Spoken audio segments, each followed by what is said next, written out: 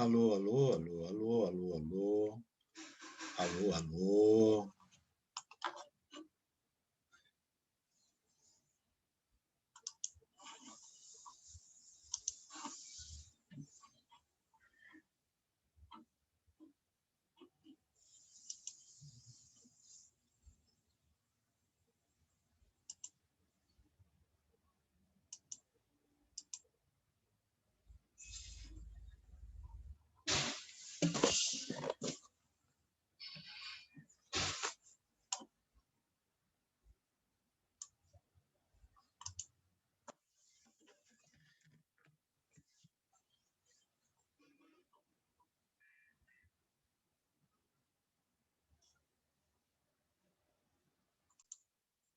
Bom, o trabalho para o qual estou definindo esta atividade é, na verdade, um trabalho que se vincula, então, a 10 questões objetivas que vocês vão analisar à luz de acordo com a Convenção de Viena de 1969. Portanto, o Tratado dos Tratados, que regula de uma maneira bem específica os tratados internacionais entre Estados. Eu relembro a vocês que a concepção vinculada às organizações internacionais está consubstanciada em outro tratado, também de Viena, só que desta feita de 1986. De qualquer sorte, pessoal, eu gostaria de ressaltar que o nosso trabalho, por hora, se resume à Convenção de 69. O que vocês devem fazer? Eu gostaria que vocês, inclusive, avisassem os seus colegas que eventualmente tiverem condições de avisar e que eventualmente não estejam presentes, que assistam este vídeo para que saibam exatamente o que nós estamos propondo. Esta atividade é aquela atividade que vincula o horário regular de aulas e horário relógio, certo? De qualquer sorte, mais do que isso, estou estabelecendo com vocês uma proposta. Este trabalho vai ser contemplado com conceitos. E estes conceitos vão abranger entre as notas 10 a 8, certo? A média ou o conceito ótimo. Entre as notas 7 a 5, o conceito regular. E notas abaixo ficarão com conceito fraco. Muito bem. Isso não corresponde a uma pontuação aritmética propriamente dita, porque eu vou analisar esses trabalhos e a qualidade dos trabalhos que me apresentarem, e não esqueçam, esse trabalho tem que ser pesquisado na Convenção de Viena. Como é que eu obtenho a Convenção de Viena? Basta entrar no computador e escrevam lá, Convenção de Viena sobre Tratados, 1969. Qualquer dúvida que tiverem, eu fico à disposição para esclarecer melhor. De qualquer sorte, então, nós teremos aqui 10 questões que vão estabelecer uma análise, ainda que não ampla, mas regular acerca dessa convenção, naquilo que eu entendo que vocês devam aproveitar. Esta Convenção de Viena, na verdade, então, é a regra de como estabelecer tratados internacionais. Quais os direitos e as obrigações vinculadas às partes que negociam estes acordos. E, por isso mesmo, o trabalho será focado na análise da própria convenção, certo?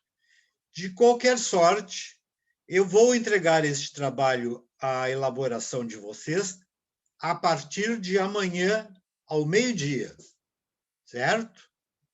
E este trabalho deverá ser restituído, professor, até a próxima quarta-feira, também até meio-dia, através do Moodle.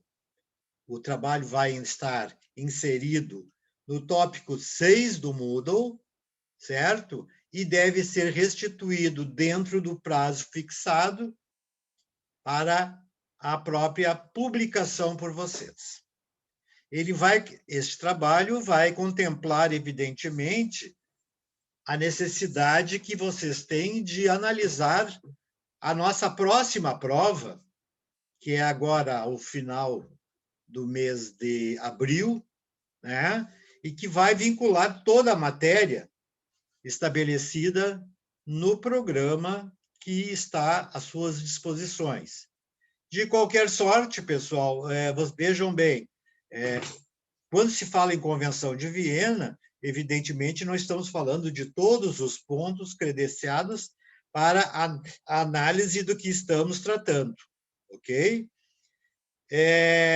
Então, repito, o trabalho será entregue amanhã até meio-dia, ao meio-dia em diante, desculpem, e deve ser restituído na próxima quarta-feira, também até o meio-dia, certo? Ora, pessoal, é importante que vocês elaborem este trabalho, porque ele vai consistir de uma pesquisa legislativa, porque a Convenção de Viena, hoje, é lei interna do Brasil, certo? E por isso mesmo que a análise e o estudo dela, ou seja, como se forma, como se constitui, como vigora um tratado, como se estabelece o tratado, entre outras questões, devem estar ali todas condicionadas e, portanto, vocês vão procurar, através do vocabulário, do índice inicial, aonde se encontra o ponto específico que vem sendo requisitado. Não há grande grau de dificuldade. E vocês, com todo respeito, têm uma semana para elaborar este trabalho. Ok? Alguém teria alguma pergunta a fazer? Eu tenho, professor, com licença. Meu nome? É Diego, boa noite. Boa noite, Diego. Tudo bem? Tudo bem, tudo bem. Eu tenho uma dúvida. Esse trabalho, ele constitui a nota da prova ou ele é um trabalho extra que ele, É um que ele dá trabalho ponto extra. extra? É um trabalho extra, mas que eu vou considerar, dependendo do aproveitamento de vocês, como ampliação para a própria nota de prova. Perfeito. Certo? Então, vão ser, só para eu ter uma ideia certinha, vão ser 2 provas e 2 trabalhos extras para composição de nota. Exatamente. Perfeito, então. Na segunda Obrigado. parte da matéria, né? Na Sim, verdade, sim. são fórmulas de analisar, né?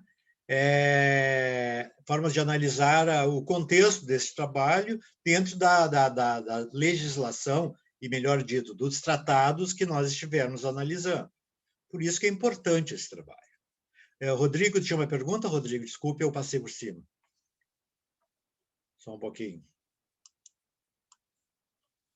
Rodrigo, perguntando se eu vou postar amanhã um enunciado para o trabalho.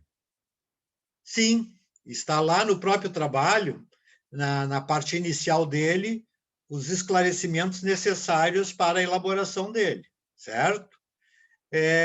Como é uma prova objetiva, praticamente uma prova de regular de coisa, não há necessidade de grandes manifestações, vocês vão botar simplesmente um X numa questão, né? A, B, C, D e E, algumas verdadeiras e falso, né? E, diante disso, nós temos aqui uma contemplação quase total daquilo que nos preocupa e que deve ser analisado. Muito bem. Está respondido, Rodrigo? Tá sim, eu tinha procurado no Moodle, eu achei que já estava lá. Não, amanhã é ao meio-dia, tá? Tá. É o que eu já terminei, mas não tive tempo de colocar ainda hoje. Então, amanhã ao meio-dia já está devidamente anexado. Entendi. Bom, hoje que vocês têm ali, que vocês devem ter visto, é ainda matéria relativa a tratados. E por que eu estou insistindo tanto na questão dos tratados? Porque o tratado, pessoal, é estruturalmente núcleo do direito internacional público. Ele é a forma de regular as relações internacionais mais adotadas que nós verificamos. Este tratado, na verdade, estes tratados, na verdade, devem ser bem entendidos, porque todo direito internacional ele vai pacificar-se, acima de tudo, pela regulamentação de um tratado específico. Por exemplo, Tratado de Direitos Humanos, Tratado de Meio Ambiente, Tratado de Ciência e Tecnologia, Tratado de Comércio, Tratado de Economia, Tratado Financeiro, Tratado assim por diante, certo? O que vai nos levar a verificar adiante que os tratados, na verdade, compõem-se da estrutura básica de várias disciplinas jurídicas que sistematizam a fórmula regulamentar. Por exemplo, todos os tratados sobre o meio ambiente vão regular a questão do meio ambiente. É claro que cada um deles, certo, vai estabelecer o quê, pessoal?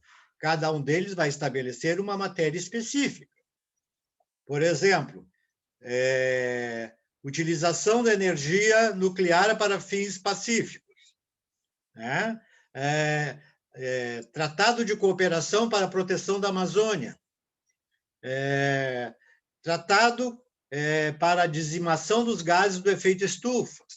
Vocês vejam, então, que se formam inúmeros tratados internacionais que vão ser vínculos de importância dentro de certos temas específicos. E poderíamos até provocar vocês dizendo que o direito, a disciplina de direito internacional público poderia se constituir, na verdade, numa grande universidade, numa grande faculdade de direito internacional, porque todas as disciplinas quase do direito interno, elas estão configuradas também na área do direito internacional. Daí a importância de analisarem-se esses tratados, ok? A forma de sua criação, a forma de sua sujeição, e vocês, por exemplo, alguns de vocês, ao menos eu sei disso, estão aí analisando esta disciplina à luz da sua aplicação básica que vocês escolheram na escola, ou seja, a aplicação para o comércio exterior. Inúmeros são os tratados sobre comércio exterior, certo? Quase toda a codificação de elementos vinculados ao tratado internacional são, evidentemente, estabelecidas dentro deste contexto. Assim sendo, o que nos resta, evidentemente, que nós estamos aqui sumarizando a disciplina, porque nós não temos condições de analisar todos os temas que ela viabiliza. Nós precisaríamos do mesmo número de aulas, mesmo número de disciplinas, tão quanto uma faculdade, uma escola. Portanto, a gente vai ter que sumarizar, até porque, infelizmente, nós temos aí apenas um semestre letivo, que se mostra quase que exíguo para levar a vocês alguma instrução adequada na área do direito internacional. O que eu gostaria é que aqueles que tivessem interesse procurassem adiante formatar escolhas dentro desta área e dentro dos aspectos que vocês entendam importantes. Temos cursos aí, temos cursos de extensão, de pós-graduação, mestrado e doutorado na área, e esta opção será de vocês. Certo? Eu quero simplesmente despertar em vocês, por enquanto, talvez certo interesse na disciplina e uma vontade específica de compreender a disciplina. Certo? Bom, mas vamos lá. Nós colocamos na aula de hoje, eu acho que é o tópico 5, se não me engano, o assunto, os tratados internacionais de direitos humanos no Brasil. Os tratados internacionais de direitos humanos no Brasil. Para me chegar a esta exigência específica dentro dessa inúmera gama de argumentos que poderíamos usar, para tal efeito, eu tenho que dizer a vocês que por que direitos humanos e por que eu estou dando uma ênfase aos direitos humanos. Em primeiro lugar, por um fator meramente histórico. Você sempre soube, e vocês todos sabem, que o direito foi criado para proteger a pessoa que mais precisa de proteção no mundo. A pessoa que quer regulamentar seus direitos, quer obter vantagens, evidentemente, mas também quer garantir a prevenção contra a ruptura de seus direitos. E, acima de tudo, o homem quer manter a sua própria dignidade. É o que chamamos de dignidade humana.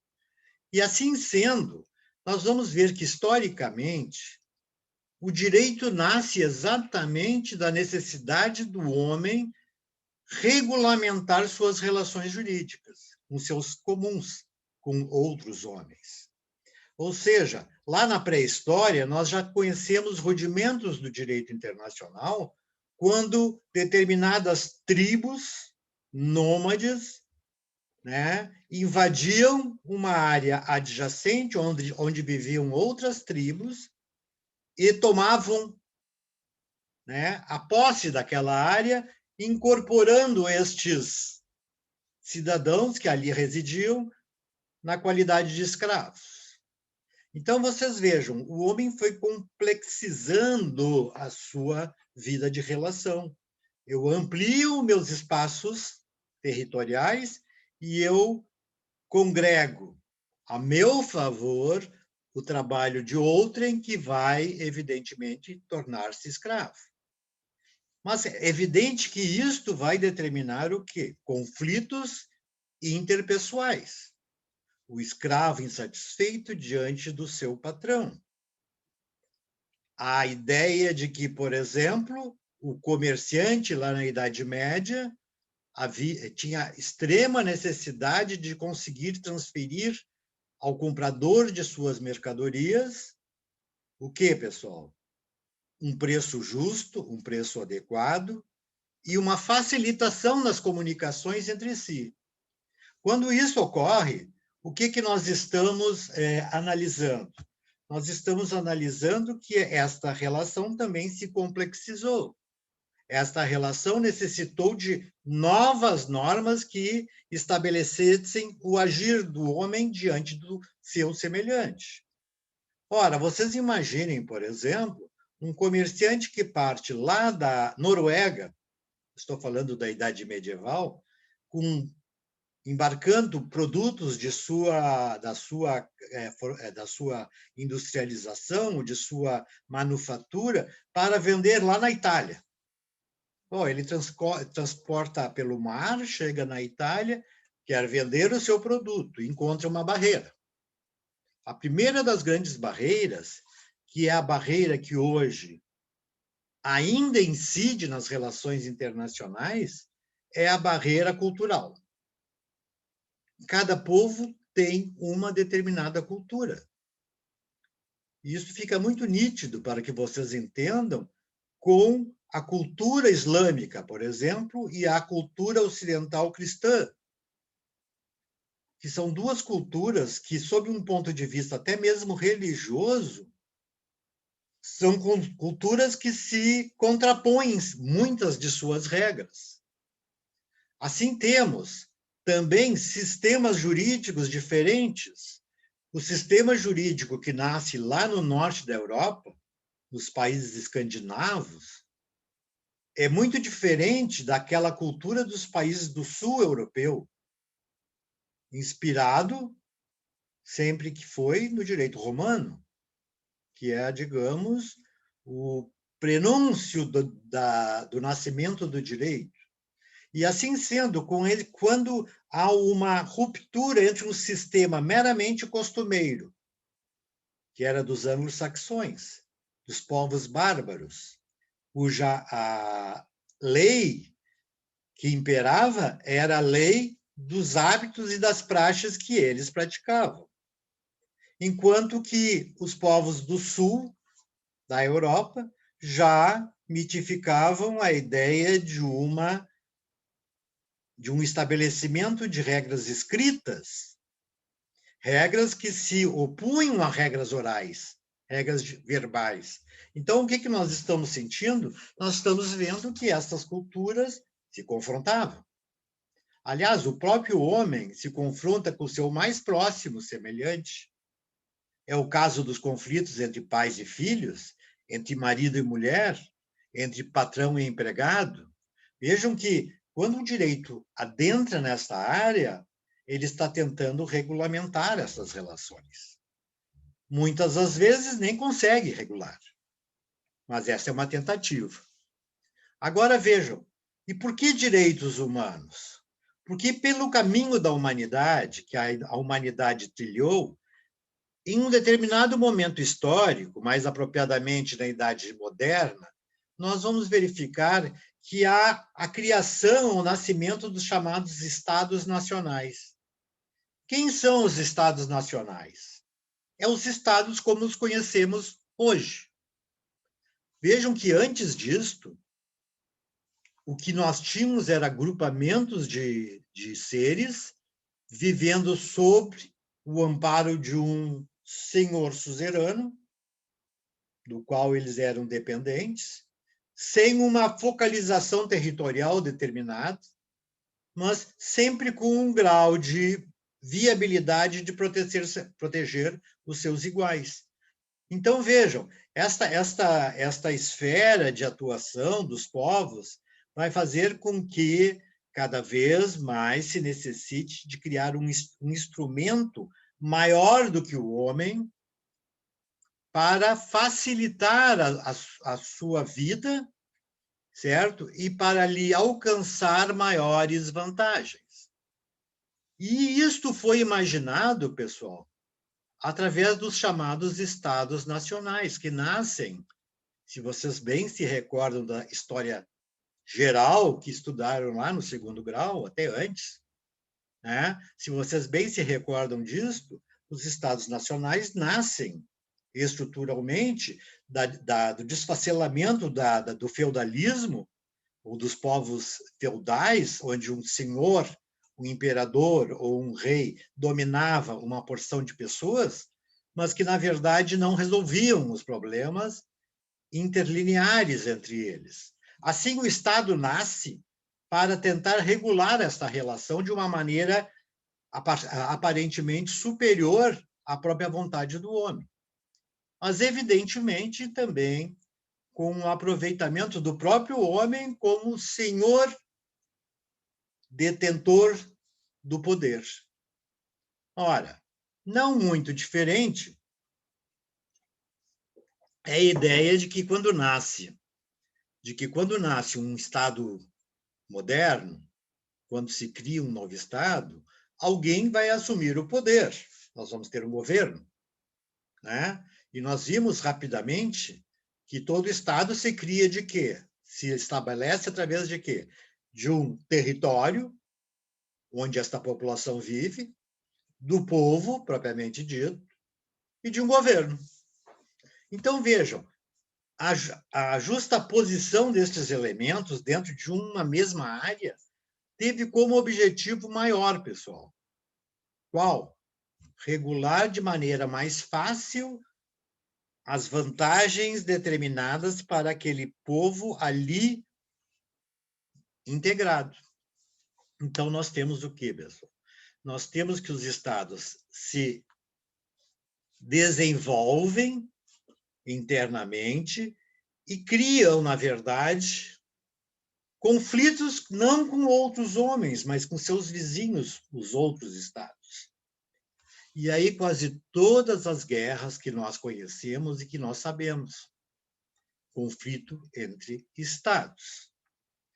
Vejam que nós transferimos a figura do homem regulando o próprio homem para um Estado regulando outro Estado, ou pretendendo regular outro Estado, o que descambou num dos piores uma das piores experiências da comunidade mundial, que foi as duas grandes guerras, a Primeira e a Segunda Grande Guerra, com amplitude maior para a Segunda Guerra, onde o que se verificou ao final dessa Segunda Guerra é que o Estado se recheou de tantas vantagens, de tantas incumbências e de tanto poder, ao ponto de entender que ele poderia assumir o poder de um outro Estado. Quando, pelo direito internacional, cada Estado é soberano dentro do seu próprio território e é uma violação a este direito pretender intervir em Estado estrangeiro, um outro Estado. Então, vejam, Estado contra Estado inicia, então, o confronto mundial das guerras. Não que não fossem conhecidas, porque as guerras advêm lá do Império Romano, contra os gregos, contra os troianos, contra tantas outras civilizações. Não esqueçam que os romanos dominaram toda a Europa setentrional, dominaram o Oriente Médio e todo o norte da África. Eles, na verdade, circularam como um único e grande Estado todo o mar Mediterrâneo. E eles se tornaram o dono do mar. Porque se eles circularam o mar Mediterrâneo, eles também eram possuidores e detentores do mar. Mas aí que está o grande problema. A supremacia de poderes ao Estado começou a criar essas excrescências, ao ponto de que, no transcurso da Segunda Guerra, alguém louva ao Estado e exclui o papel do homem dentro do Estado. E aí nós temos a verificação e evidência que todos conhecemos do genocídio, das deportações em massa, do desrespeito às minorias, do desrespeito aos Estados nacionais, de suas instituições, da verdadeira captação de recursos de terceiros e apropriação destes bens pelas tropas vencedoras, né? Enfim, o que a gente está tentando dizer a vocês é que o homem, ao final da Segunda Guerra, ou no transcurso dela, se deu conta, mas para aí, nós temos um problema. Nós estamos dando muitos poderes ao Estado e estamos deixando de tutelar o próprio homem, aquele que é o sujeito maior do direito, porque foi o homem que criou o Estado e foi o próprio homem que, em nome do Estado, criou os tribunais para decidir as suas questões. Ora, se foi o homem que decidiu isso tudo, nós temos que entender, pessoal, que estava faltando a aplicação do direito diretamente ao homem. E o que ocorreu na Segunda Guerra Mundial? O total desprestígio ao papel do homem na sociedade, de relação, e o descomprometimento absoluto com a sua sorte. Quando se reúnem os povos vencedores da Segunda Guerra Mundial, que nós vamos chamar de aliados, que são representados basicamente por 5 grandes estados, e já antecipamos, Estados Unidos da América, Rússia, hoje, antigamente era a União Soviética, a França, a Inglaterra e a China. O que nós chamamos, no idioma inglês, de Big Five, os 5 grandes. Estes 5 grandes resolvem conceber, e vejam só que aqui já temos uma regra de arbitrariedade absoluta, criar uma organização para defender, acima de tudo, o interesse humano. Criar uma organização capaz de impedir o quê? Impedir a guerra ou ameaças à paz. E esta, vocês sabem o nome, é a ONU. E vocês vejam que, até hoje, a ONU é comandada pelos 5. Isso, no transcurso desse semestre, vamos falar com maior propriedade. Vocês vejam que as coisas, então, vão tentando se resolver, mas o que ficou de resultado prático disso tudo, sem dúvida nenhuma, foi que o homem, certo, obteve, a partir de então, a efetiva proteção de seus direitos violados, da sua própria dignidade. O homem começa a ser objeto de regulamentação pelo direito, especialmente pelo direito internacional, que passa a impedir o exercício de guerra, que passa a proibir a guerra, que passa a impedir o uso de armas que causam dores desnecessárias ao ser humano durante uma guerra, que passa a proibir a utilização de gases asfixiantes, que passam a proibir uma série de elementos que são, na verdade, com um objetivo: evitar o sofrimento desnecessário. Embora a guerra seja objetivamente, ou tenha o objetivo de dizimação do inimigo, nós, na verdade, já gravitamos para uma outra esfera, porque nós vemos hoje que as guerras são teleguiadas. As guerras se processam por drones. As armas são projetadas para atingir alvos pessoais e diretos. Nós temos uma evolução tecnológica até inclusive na guerra. E é por isso que cada vez mais ampliam-se os direitos dos seres humanos. E como os tratados internacionais estão aí a regular exatamente a proteção dos direitos individuais do homem, da sua segurança, da sua dignidade, de seu bem-estar, entre outros, nós vamos verificar que este apanágio internacionalmente foi levado a um lugar chamado de adotável para todos. Um lugar onde a proteção existe, onde o homem pode clamar por seus próprios direitos que eventualmente tenham sido objeto de desavenças. Então, quando o homem começa a ganhar a repercussão de regras de direito para a proteção individual, nós vamos ver que aqui, então, os direitos humanos nascem através da ONU, mais especificamente, 3 anos após o nascimento da organização, mais precisamente em 1948, quando a ONU estabelece o primeiro grande documento internacional que passa a ser configurado como norma de agir para todos os povos. Esta é a Declaração Universal dos Direitos Humanos, certo? A partir da Declaração Universal, nós passamos, então, a ter eficácia dentro das nossas necessidades, das nossas exigências. Esta declaração, na verdade, foi transcrita para todas as demais legislações do mundo.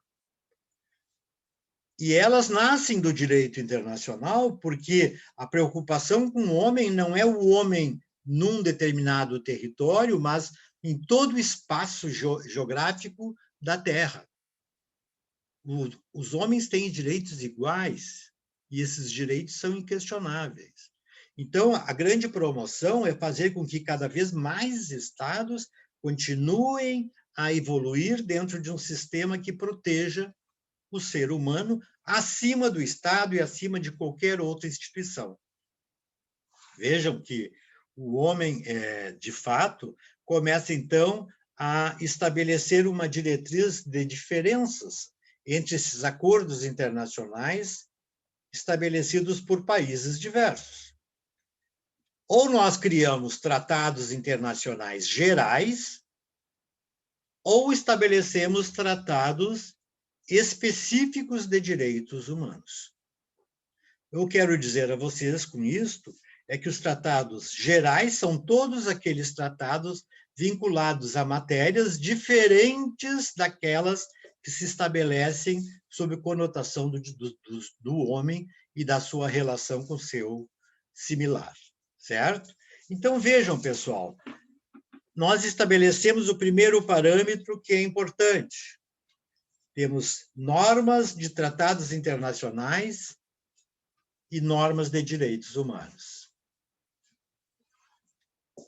Diz a Natália aqui, me perguntando, mesmo não sendo um tratado internacional, a Declaração dos Direitos do Homem e do Cidadão também teria importância para o direito internacional? Evidente. Natália, toda a importância. Por quê? Porque ele foi como uma mera recomendação da ONU. A ONU recomendou aos seus Estados-membros, e a ONU tem, digamos, ingerência sobre os seus Estados-membros, e uma ingerência magnífica. Ela conseguiu levar essa declaração para dentro das legislações de cada um dos estados. Onde é que está a Declaração dos Direitos Humanos do Brasil? No artigo 5º da Constituição Federal Brasileira, que coloca, inclusive, sob o parâmetro de que aquelas cláusulas, são diversas as regras, procurem se tiverem interesse, o artigo 5º da Constituição Federal, que é bem extensa em conteúdo, e ali vai nominando, arrolando, direito por direito, direito à vida, direito à alimentação, direito à família, direito à propriedade, direito assim por diante. Todos estes direitos, certo, tiveram uma importância fenomenal para o direito internacional, à medida em que eles nascem de uma regra internacional, que é a declaração. Uma declaração que nem tinha efeito coercitivo, nem era impositiva, até porque uma organização internacional não pode mandar sobre o destino de um determinado povo. Todo povo é soberano, todo povo tem a prioridade de autorregular, se autogerir. Mas, vejam, as recomendações passam a integrar o cenário internacional e, a partir daquela declaração, nós começamos a ver que as relações humanas e, a partir delas, outras relações jurídicas começam a cada vez mais evoluir. Por quê? Porque foi dado o parâmetro delimitador, né, para que nada viole o direito do homem na sua manifestação, na sua invenção, na sua possibilidade de trabalho e assim por diante. Muito bem, então vamos definir essa ideia. Um tratado geral, pode ser qualquer tratado, e um tratado de direitos humanos. Vejam que todas as legislações, e aí eu gostaria de concluir o pensamento da Natália, toda a normatividade da declaração, ela começa, então, a cingir-se como uma fórmula de garantir a toda a humanidade os mesmos direitos e os mesmos deveres. Embora, se saiba, existam exceções à regra, inclusive exceções configuradas em países de expressão internacional, geral e economicamente superior a outras nações. Não esqueçam que, por exemplo, a China, embora uma das maiores potências internacionais, é um país no qual os direitos humanos, de fato, são diuturnamente violados. E por que isso? Porque é um país em que convive com regras do comunismo. O comunismo que tentou entrar na China e que ingressou na China a partir de Mao Tse-tung para tentar resolver inúmeros problemas com a população, ou a maior população do mundo. São bilhões de pessoas. E vejam como é que se conseguiria regulamentar se não com o braço forte. É por isso que ela optou por uma economia de mercado e um viés social de natureza comunista. É óbvio que essas coisas vão se acomodando e, com um determinado momento, nós teremos, talvez, num futuro bem próximo, uma sociedade talvez mais igualitária e mais equilibrada. A Sofia me perguntou, a Declaração Universal dos Direitos Humanos não é considerada Gentleman's Agreement? Gentleman's Agreement, acordo entre cavalheiros. Poderíamos considerar. Só que nós temos uma diferença entre a declaração e o Gentleman's Agreement. Qual é a diferença? A diferença é que a declaração parte de uma organização internacional. Editou-se por uma organização internacional. Enquanto que o Acordo de Cavalheiros é um tratado, muitas vezes sem redação por escrito, mas que se vincula como um compromisso de natureza moral entre povos, entre estados, certo? Este compromisso é formalizado muito na área do comércio, na área da indústria, na área do desenvolvimento de atividades que têm urgência na elaboração de acordos que venham garantir a prevalência de regras jurídicas, certo? Adequadas. Mas vamos lá. Bom, vocês sabem que... Pois não? Quem fala? Natália. Natália, fala, Natália. Eu fiquei um pouco confusa, porque eu acho que a gente estava falando de declarações diferentes. Eu me referi à Declaração do Direito do Homem e do Cidadão de é verdade, eu estava falando da Declaração dos 1789. Direitos Humanos. É verdade, Natália. A Declaração dos Direitos do Homem e do Cidadão teria importância para o direito internacional? Aliás, a Declaração Universal dos Direitos do Homem e do Cidadão é uma regra concebida pelo direito internacional. A origem dela é o direito internacional. É o direito internacional porque os povos se uniram, como todo acordo internacional, e elaboraram uma declaração de princípios entre si, certo? E que, na verdade, ele se desdobrou em vários outros acordos e cada vez um número maior de acordos, certo? Portanto, a importância para o direito internacional é de origem. A própria declaração é a origem da Declaração Universal dos Direitos Humanos, Declaração dos Direitos do Homem e do Cidadão. Digamos, o desenvolvimento das premissas vinculadas à Declaração dos Direitos Humanos. É isso, Natália? Isso, certo? obrigada. Entendi, certo. Tudo bem. Bom, pessoal, nós sabemos que no Brasil nós poderíamos falar em maior proteção aos direitos humanos a partir da Constituição de 1988. Antes disso, nós estamos convivendo com um regime militar, um regime de natureza ditatorial, onde todos os princípios e garantias individuais do homem e do cidadão estavam proibidos. O Congresso não funcionava, o homem não tinha liberdade de manifestação, o homem estava proibido de definir a estrutura dos seus direitos dentro do sistema brasileiro. O homem era perseguido, ele é torturado, ele era tornado quase que prisioneiro permanente, sofrendo torturas, entre outras coisas. Evidentemente, pessoal, que neste momento nós temos que ver que a Constituição de 88 ela traz finalmente para a Constituição do Brasil, que era do período ditatorial antes, certo?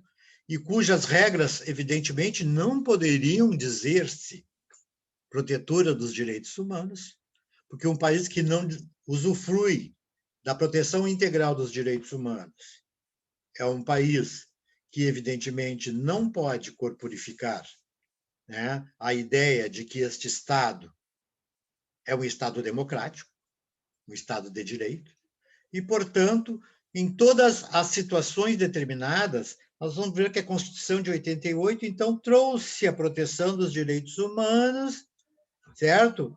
O que está estabelecido, então, eu repito, no artigo 5º da Constituição Federal, certo? O que nós vamos chamar de um rol taxativo de direitos e deveres, e que, evidentemente, não vou ler, que são mais de 60, né? Mas que vocês podem dar uma lida rápida e verificar, inclusive, eu quero saber quais são os meus direitos fundamentais, né? Não são só direitos comuns, mas são fundamentais.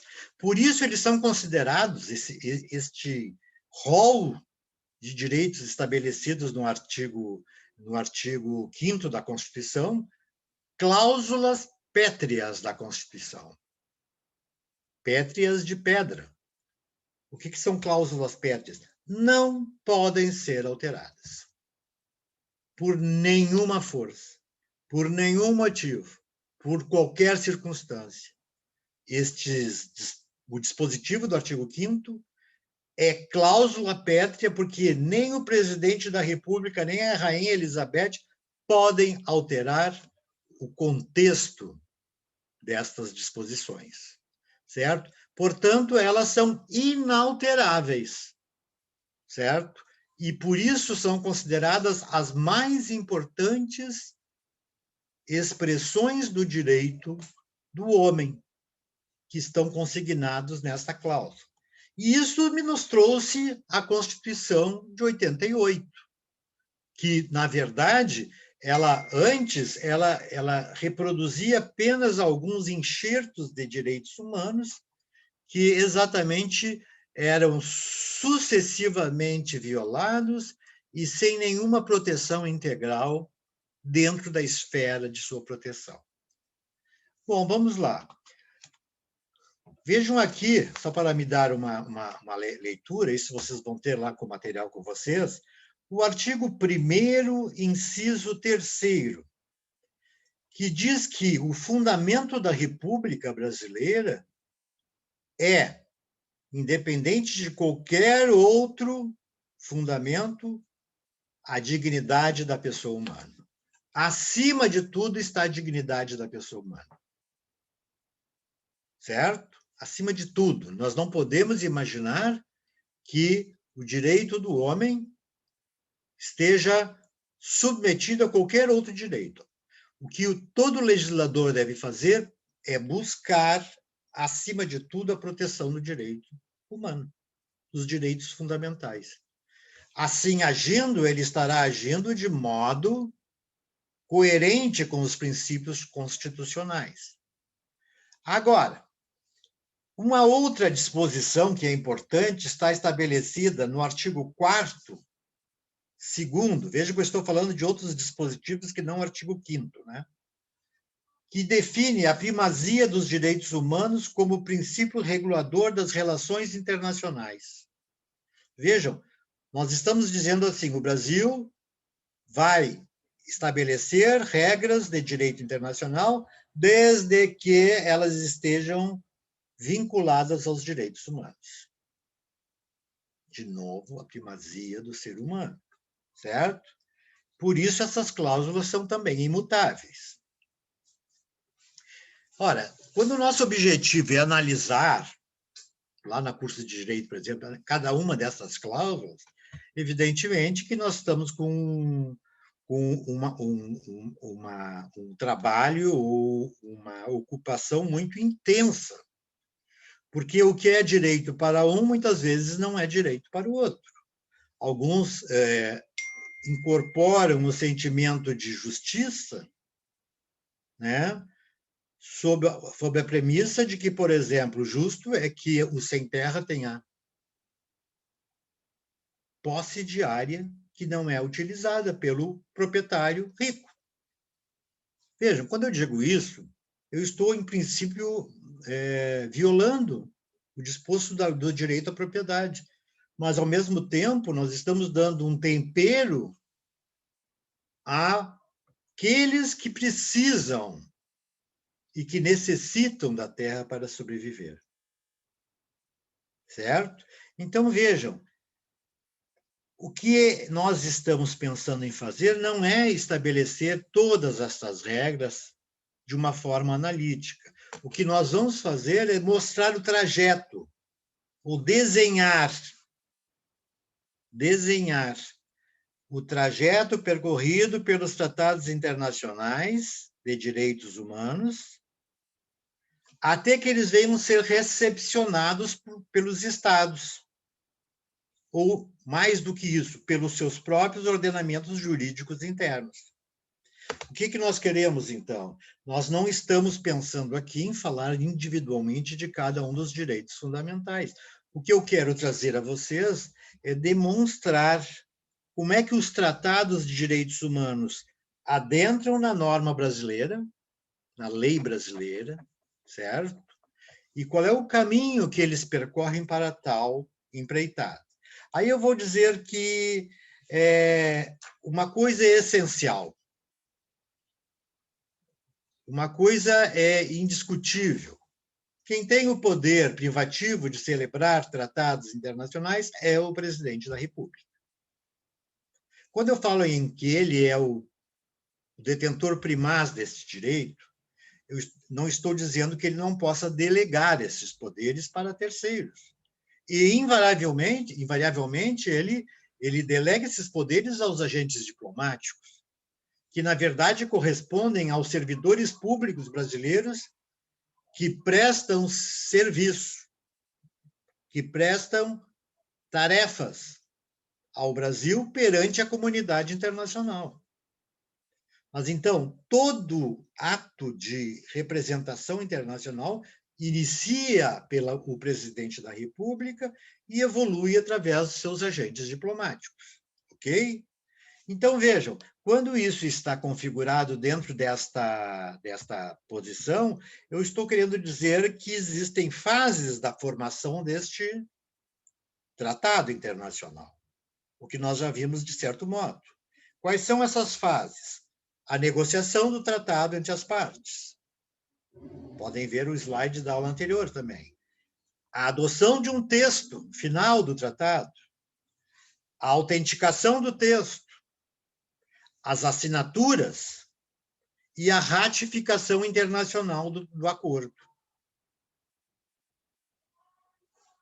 Agora, tudo isto não teria nenhum valor no Brasil se não fosse a necessidade colocada pela própria Constituição de que qualquer tratado internacional, embora seja privativo do presidente da República, deve obrigatoriamente ser autorizado pelo Congresso Nacional. Este é o nosso sistema. O presidente não pode, por si só, estabelecer uma regra jurídica internacional, senão com a aprovação do Congresso Nacional. Por quê? Porque o presidente no Brasil, embora seja o titular das relações exteriores, ele, na verdade, num sistema representativo, em que o povo comanda a partir de seus representantes, ele deve respeito ao Congresso Nacional para que o Congresso, em nome do povo, autorize a elaboração de um tratado, por exemplo. E, assim sendo, esta autorização parlamentar, certo? Ela se estabelece depois da assinatura do tratado, lá pelos plenipotenciários, recordam-se, e vão até a ratificação internacional. De qualquer sorte, por que nós falamos em aparecimento da necessidade de um procedimento adicional dentro do Brasil? Porque, diferentemente de outros povos, talvez mais culturalizados que nós, e economicamente mais vantajosos, com termos de vantagens econômicas, nós temos, pessoal, que saber que a manifestação parlamentar ela é um ato pelo qual o homem do Estado autoriza e manda a determinação de formação de uma lei interna que vai corresponder à incorporação do tratado ou à recepção do tratado na ordem interna. E por que o tratado tem que estar na ordem interna como se fosse uma lei interna? porque senão ele não seria obedecido no Brasil. Concorda? Como é que eu vou fazer obedecer uma ordem internacional se eu não tenho exatamente a figura estabelecendo, como vou dizer a vocês, a figura determinando o estabelecimento, só deixa eu ver uma coisa aqui, um pouquinho, estabelecendo qual é a figura legislativa que será o tratado. Eles recebem o tratado, eles analisam o tratado, eles eventualmente apresentam reservas, e depois disso, que está tudo aprovado, tanto no Senado Federal quanto na Câmara de Deputados, eles têm que incorporar este tratado dentro do sistema brasileiro na forma da Constituição ou do nosso processo legislativo, que compreende quais são as figuras legislativas que nós temos no Brasil. Em primeiro lugar, as emendas à Constituição ou emendas constitucionais. Estas têm a formação de uma norma internacional, de grau e competência idêntica à Constituição Federal. Portanto, elas são hierarquicamente superiores. Todas as emendas constitucionais são hierarquicamente superiores à Constituição porque elas são normas da Constituição. Segundo, as leis complementares são aquelas que evoluem a partir das emendas constitucionais.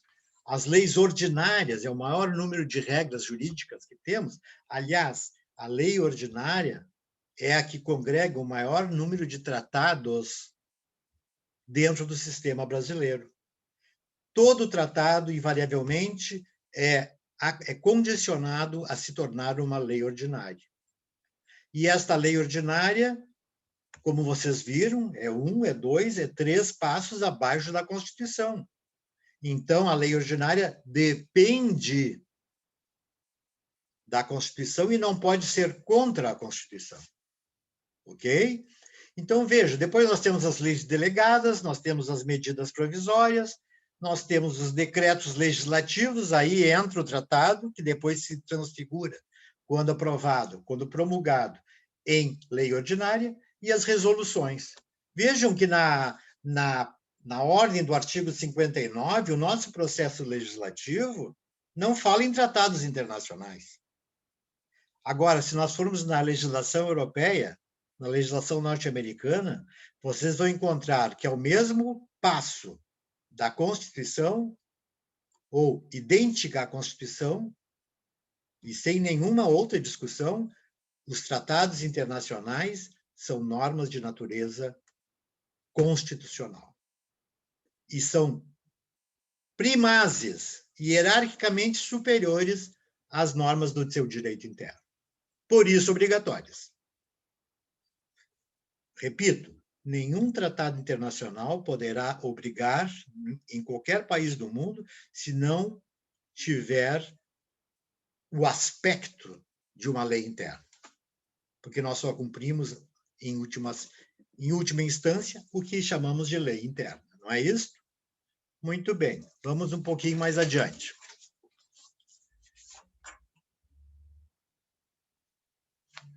Falamos de autorização parlamentar, e essa autorização parlamentar, ela vai configurar a ideia de uma inovação que temos no Brasil. Porque, como nós aprovamos uma lei, nós aprovamos um projeto de tratado. Um projeto de lei no Brasil passa pelo Congresso Nacional, passa pelas duas casas do Congresso Nacional, ele evolui até o presidente da República, que vai sancionar ou vai vetar essa lei, certo? Se sancionar, ele vai promulgar a lei. Se vetar, a lei volta para ao poder legislativo, que vai rever o veto presidencial, aprovando-o ou não. Então, vejam, quando o Brasil criou esta autorização parlamentar, que poderíamos dizer isso, na verdade, esta regra está condicionada no artigo 49, primeiro da Constituição Federal. Evidentemente que tudo isso está lá no nosso slide, certo? Então, vejam, a competência para aprovar tratados é do Congresso Nacional. E isso está estabelecido neste artigo 49, que vou ler a vocês. É da competência exclusiva do Congresso Nacional. Quando se fala em Congresso Nacional, todos sabem, Câmara dos Deputados e Senado Federal, ambos.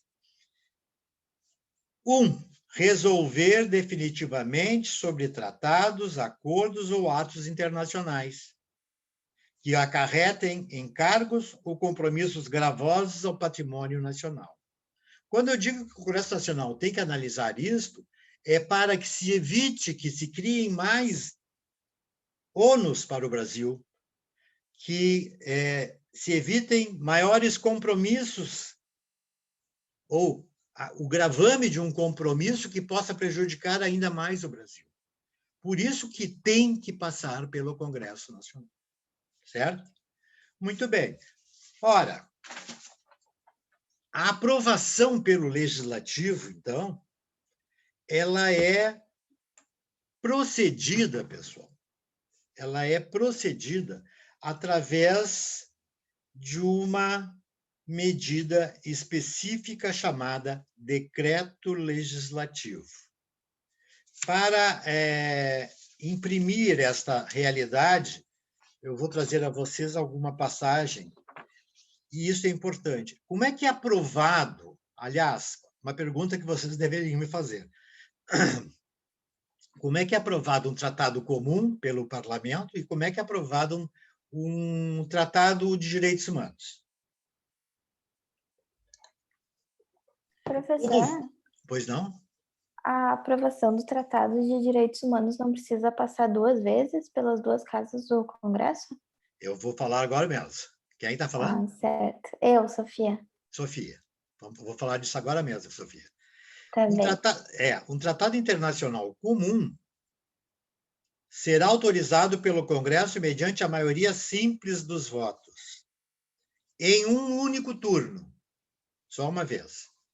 Ou seja, maioria simples, a metade mais um. Ponto.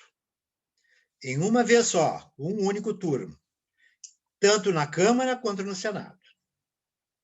Certo? Isso estou me referindo aos tratados comuns, porque os que eu chamo de especiais aqui são os tratados de direitos humanos. Porque os tratados de direitos humanos, Sofia, certo? Vão obedecer um procedimento bem mais complexo. Quando chegar na Câmara e no Senado, eles têm que obter a maioria absoluta de 3/5 dos votos. Dividiria todos os representantes em 5 partes, 3 dessas partes têm que aprovar a resolução, muito mais do que a maioria simples. Em 2 turnos de votação, ou repete-se 2 vezes a votação, tanto na Câmara quanto no Senado. E por que este quórum especial, pessoal? Por que este quórum especial? Porque para dar-se autorização legislativa em tratados de direitos humanos, certo? Nós vamos ter que estabelecer a ideia de que este decreto legislativo que foi criado está de acordo com aquilo que foi o objeto perseguido pelo Brasil. Por isso que nas 2 casas, na Câmara e no Senado, ela vai passar por 2 comissões chamadas temáticas. A Comissão de Constituição e Justiça. Primeiro, para verificar se o tratado é constitucional, se ele se adapta à Constituição, se ele pode ser colocado ou não é incoerente em relação à Constituição. E outro, a Comissão de Relações Exteriores, que vai demonstrar que o Brasil realmente tem interesse e precisa deste tratado. E veja que isso acontece na Câmara e acontece no Senado. Depois é que vai para o plenário votar. E vejam, quando chega no plenário, eles podem ainda apresentar reservas. Então, vejam, o texto que o Brasil vai editar é um texto que vai ser, evidentemente, não desconstituído em torno do seu objeto, mas é um texto que vai ter alterações eventuais. Então, vejam, quando isso ocorre, O objetivo é dizer, não, o Brasil aceita esse tratado neste molde. Obviamente que não pode ser um molde, repito, que seja violação ao próprio objeto do tratado.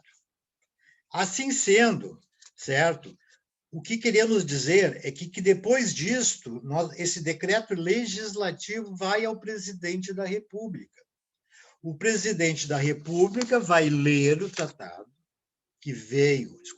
vai ler o decreto legislativo, e veja que o decreto legislativo já é lei interna, ainda que provisória. Mas o presidente da República lê e, se concordar, dando a sua sanção, ele vai emitir um decreto executivo, não legislativo. Este decreto executivo, certo? É o que transforma aquele decreto legislativo em lei interna definitiva. O decreto executivo vai dizer que foi aprovada e promulgada a lei, tornando-se vigente e vigorante no território brasileiro. O Brasil já está obrigado ao tratado. Mas vejam, pessoal, nós não podemos perder a linha de que o Brasil precisa justificar a sua adesão internacional àqueles membros com quem ele fez o tratado. E isto vai ocorrer através da ratificação. Ou seja, o Brasil adotou o tratado, o Brasil criou a lei interna e depois o presidente da República comunica aquela convenção através do depositário que lá ficou, que o Brasil é parte da convenção e vai cumpri-la assim que for entrar em vigor aquele tratado na esfera internacional. E não esqueço, na esfera interna já está vigorando. Já está vigorando. E quando é que entra em vigência internacional? E aí vamos fazer um parênteses rapidamente para poder dizer a vocês que essa vigência internacional ocorre, ou seja, a definição dela ocorre lá na convenção, antes dos trabalhos, durante os trabalhos preparatórios. Certo? No momento em que vocês todos reunidos vão dizer, este tratado vai entrar em vigor quando for depositado, por exemplo, o 10º instrumento de ratificação. Eu poderia dizer 20, 30, depende do número de pessoas que integram o tratado. Não precisa ser a unanimidade, tem que ser um número pré-determinado. Olha, quando 10 dos estados aprovarem o tratado internamente, eu vou receber essas comunicações como depositário e vou comunicar a todos que o tratado está em vigor, valendo internacionalmente. Esta é a vigência do tratado, certo? Bom, a aprovação parlamentar ainda, quando se trata de um tratado comum, vai aplicar o artigo 47 da Constituição Federal, que diz, salvo disposição constitucional em contrário, as deliberações de cada casa e de suas comissões serão tomadas por maioria dos votos presentes, certo? E votantes. Vejam que está estabelecido o rito da aprovação para os tratados comuns. E aonde é que se diz que os tratados de direitos humanos têm que percorrer uma outra fórmula de rito? Está no artigo 5º, certo? Parágrafo 3º da Constituição. E este parágrafo é uma inovação da Convenção da Constituição de 88, mas que foi emendada em 2004, através da Emenda Constitucional 45. O que incorporou-se? O parágrafo 3º. O parágrafo 3º diz o seguinte, os tratados e convenções internacionais sobre direitos humanos que forem aprovados em cada casa do Congresso Nacional, em 2 turnos, por 3/5 dos votos dos respectivos membros, serão equivalentes às emendas constitucionais. Ou seja, está no ápice da hierarquia das leis. E por que os tratados de direitos humanos têm que equivaler às normas às normas constitucionais, porque ninguém pode revogar uma norma de direito humano, as chamadas cláusulas pétreas. Vejam, então, que este quórum para a aprovação dos tratados internacionais é bem claro, bem específico. É muito mais difícil aprovar um tratado com elementos de direitos humanos do que um tratado comum, né? Não tem nem dúvida. Maioria simples, ou 3/5 dos votos, etc., etc. e tal.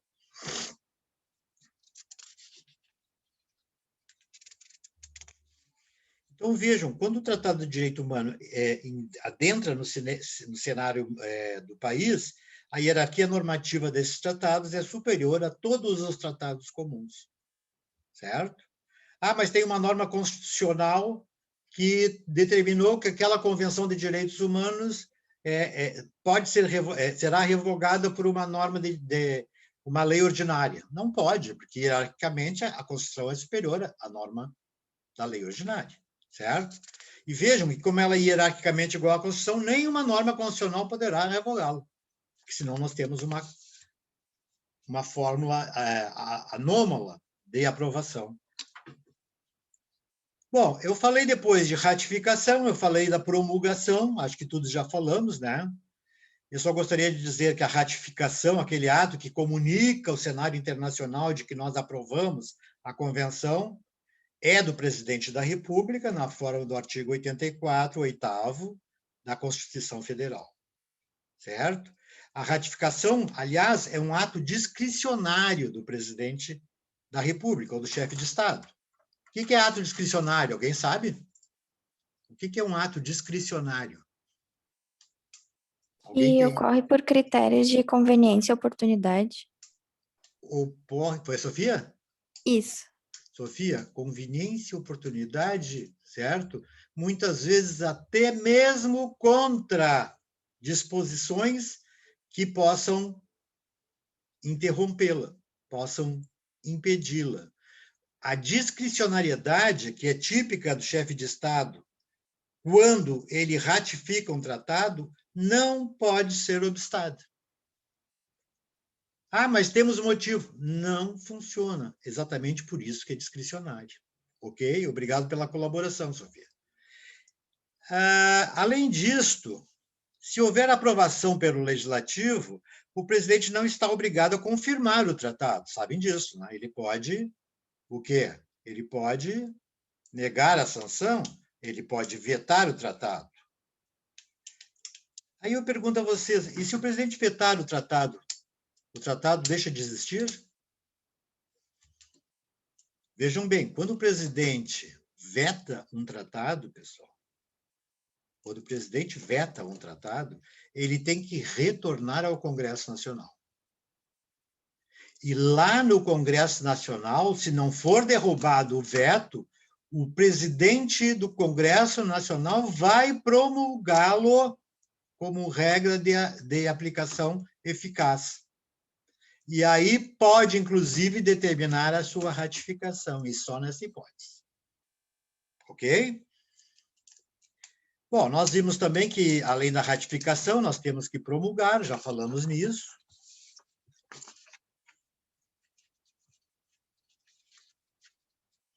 E temos agora que falar, então, da hierarquia das normas de direitos humanos. Recepcionada uma convenção internacional de direitos humanos, nasce uma dúvida quanto à categoria normativa dela. Se ela se encaixa dentro do ordenamento jurídico brasileiro, ou trata-se de uma norma equivalente à Constituição. E vocês viram que isso está até mesmo pré-questionado no tudo que nós já argumentamos. Tem tudo origem no dispositivo constitucional que durante muito tempo gerou uma certa confusão e ainda gera relevantes divergências doutrinárias, que é o artigo 5º, parágrafo 2º da Constituição, que diz: os direitos e as garantias expressos nesta Constituição não excluem outros decorrentes do regime e dos princípios por ela adotados, ou dos tratados internacionais em que a República Federativa do Brasil seja parte.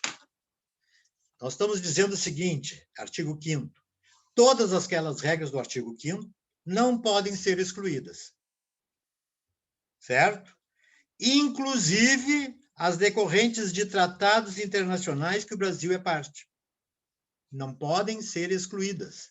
Só que nós não tínhamos a figura que surgiu após, né, que determina que estes tratados internacionais vão obter uma outra faceta hierárquica, que é a emenda constitucional, aonde este assunto pode ser equacionado a uma emenda constitucional. E aí equiparado à Constituição.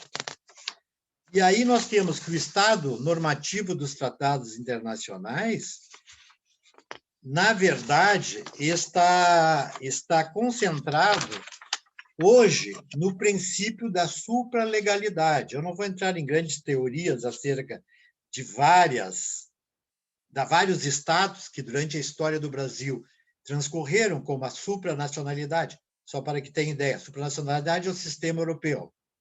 As regras de direito internacionais são superiores até às normas constitucionais. Não é o nosso caso. A constitucionalidade intrínseca, certo? Que diz que a Carta Magna é um sistema aberto e ela pode admitir a entrada de tratados de direitos humanos. A legalidade extrínseca, que diz que, já aí pela Emenda Constitucional 45 de 2004, que, na verdade, vai excluir aquelas dúvidas que haviam antes para criarmos o sistema de aplicação atual praticado pelo Brasil. Porque, vejam bem, a Emenda Constitucional 45 estabeleceu uma diretriz ou uma diferença entre tratados anteriores a 2004, de direitos humanos, e tratados posteriores a 2004. Porque uns eram ainda normas, leis ordinárias, o outro já era normas que poderiam se tornar constitucionais. Assim, a supralegalidade é o que decorre da aplicação do parágrafo 3º do artigo 5º, que estabelece que os tratados e convenções sobre direitos humanos que forem aprovados em cada casa do Congresso Nacional, em 2 turnos de votação por 3/5 dos votos respectivos, serão equivalentes às emendas constitucionais, certo? E aí eu tenho a dizer que, já antecipando esta ideia, a questão foi novamente colocada a nível de Supremo Tribunal Federal, porque houve um impacto relativo à descredenciação de um tratado internacional que estava vinculado a uma antiga Convenção de Direitos Humanos, que é a Convenção de São José da Costa Rica, que é de direitos humanos, onde se dizia, não haverá prisão por dívidas, exceto a prisão por não pagamento de pensão, ou a infidelidade no pagamento da pensão alimentícia. Ponto. E aí surgiu um problema. A nossa Constituição diz: não haverá pagamentos, não haverá prisão por dívidas, exceto o não pagamento de pensão e o depósito infiel. O depósito infiel é aquele que ocorre com alguém que tem sob sua guarda um bem litigioso e que não pode abrir mão dele. E, se abrir, poderia penar pela prisão. Só que este depósito infiel não estava na Convenção. E como os nossos ministros do Supremo, né, não quiseram dizer que aquilo teria sido um cochilo do sistema legislativo brasileiro, eles simplesmente criaram uma nova figura, que não é nem emenda constitucional, porque era um tratado anterior. Eles criaram a figura da regra supralegal, acima do Estado. que, na verdade, são todas aquelas que não foram aprovadas com aquele quórum privilegiado. Então, vejam, a regra que prevalece hoje é que todas as regras de direitos humanos, ainda que não aprovadas com o sistema com o sistema vinculado ao parágrafo 3º do artigo 5º, eles serão, principalmente os mais antigos, considerados supralegais. Isto é uma criação jurisprudencial do Supremo que não está na Constituição e que, portanto, ainda pode ser objeto de discussão. Bueno, pessoal, vamos lá. Estamos quase acabando. Pessoal, vamos nos relembrar, então, do nosso trabalho. Alguma pergunta antes disso? Alguma dúvida? Podem me questionar também pelo fórum ou lá pelo e-mail institucional, não tem problema nenhum. Fico à disposição mesmo, pessoal. O que nós poderíamos fazer, então, para relembrá-los que na próxima, amanhã, até o meio-dia, vocês terão à disposição de vocês um trabalho, uma atividade que vai valer conceito, eu vou falar conceito por enquanto, não vou falar em nota, mas que, evidentemente, quem não fizer, sinto muito, pode ser prejudicado na própria prova, certo? Evidentemente que a importância da presença de vocês aqui, né, a importância de mais de 20 alunos que compareceram hoje, abrindo mão do seu tempo e outras possibilidades mais, tem que ser recompensada de alguma forma. Eu tenho algumas turmas, pessoal, que, sinto muito, simplesmente nenhum aluno aparece. Vocês sabem o que significa isso. O professor passa toda a manhã conversando, na segunda aula novamente, e não aparece nenhum aluno, nem para debater, nem para conversar. Isso, assim, eu sei que a universidade não está penalizando por isso, mas aí exatamente é que reside a maior preocupação do aluno. Então, esse trabalho tem esse objetivo, que é pedagógico, no sentido de fazer com que vocês realmente estudem. Essa convenção é muito importante. E os alunos que estão interessados realmente vão fazê-lo. Vão me perguntar, pessoal, não tem número de páginas porque a escolha é simples. O que eu vou admitir, se que vocês quiserem, diante de uma dúvida, isso eu aceito. Aceito, inclusive, com estrelinhas, certo? Aqui, ó. Dúvida sobre a resposta correta, e você pode achar esta ou achar a outra, se for fundamentada, eu vou aceitar a fundamentação que for colocada. Fundamentação significa esclarecimento sobre que artigo você entendeu que assim era, porque isso vai me levar, talvez, a um esclarecimento maior acerca deste assunto. Ok? Devem ser entregues os trabalhos até quarta-feira da próxima semana, até meio-dia.